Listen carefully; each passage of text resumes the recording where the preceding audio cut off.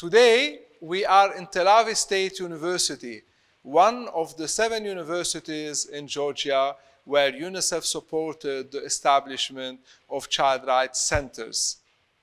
These centers will act as knowledge hubs for child rights.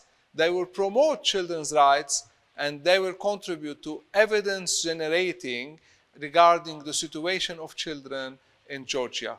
They will connect with the government and the parliament to make sure that laws and decisions are relying on sound and reliable knowledge of the situation of children.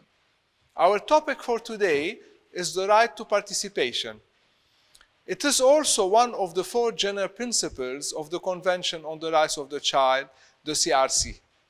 The first general principle is non-discrimination in Article 2 of the Convention. Best interest of the child is the second principle that we find in Article 3 of the Convention. The right to life, survival, and development is the third principle, and the right to participation is the 4th general principle of the CRC. What these general principles mean? They mean that no country can make any reservation against them, and that they should be the guiding principles when programming for children and when dealing with children.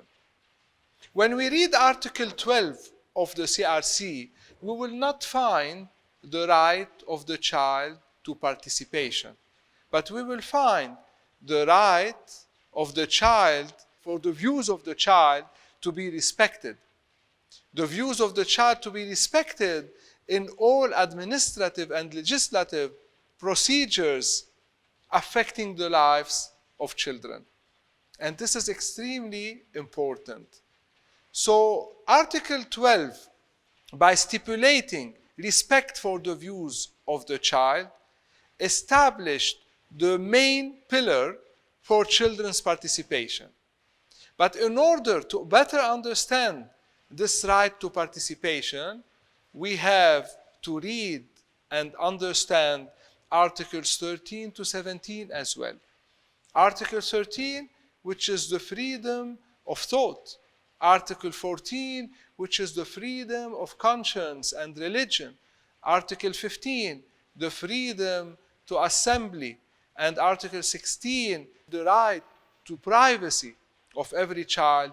And Article 17, which is the right to information, but at the same time, it stipulates the right of the child to be protected from harmful information.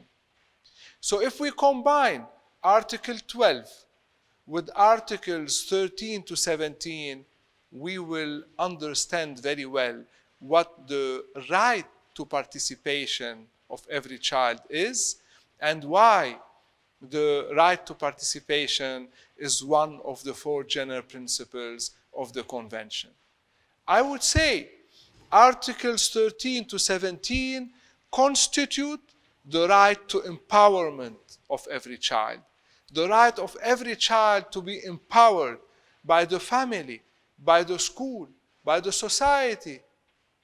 Because if the child is not empowered, how come that child would be able to form a thought? How come the child would be able to develop critical thinking? And without these, how come the child will participate meaningfully? And meaningful participation is extremely important as well. And this is a key foundation of sound democracies, the meaningful participation. So not tokenism and not hearing children or bringing them to events just to make sure that they are present, but active listening to children and acting on what they say. When a mayor listens to children, the mayor should act on what the children have said. When the parliament, the government, the school administration, parents, caregivers, when they listen to children, they should listen carefully. They should listen actively, and they should take into consideration what children have said.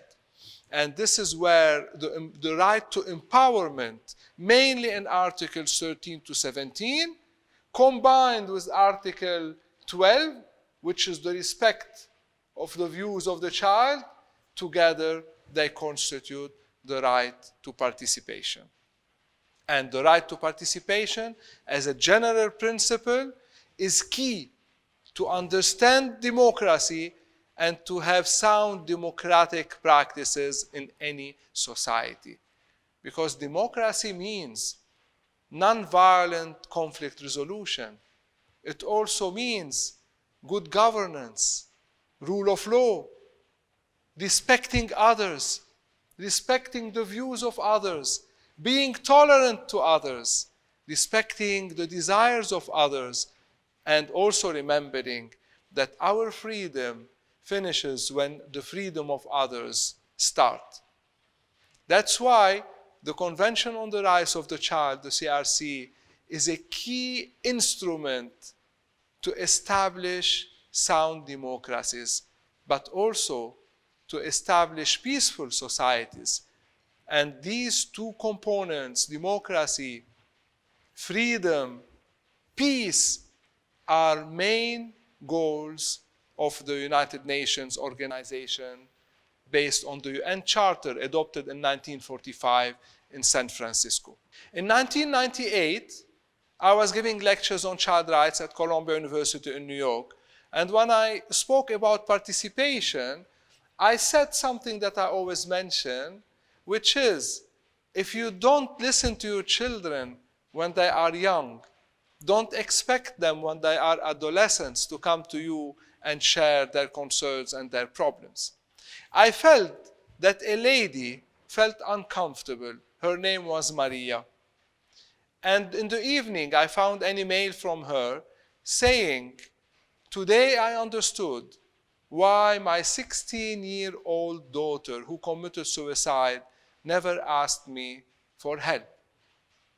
I replied to her, and I met with her the second day, and she explained to me that in addition to the great sadness she had because her daughter committed suicide when she was 16 years old, she was all the time, for several years, thinking, why my daughter did not come to me and ask me for help? I would have helped her out.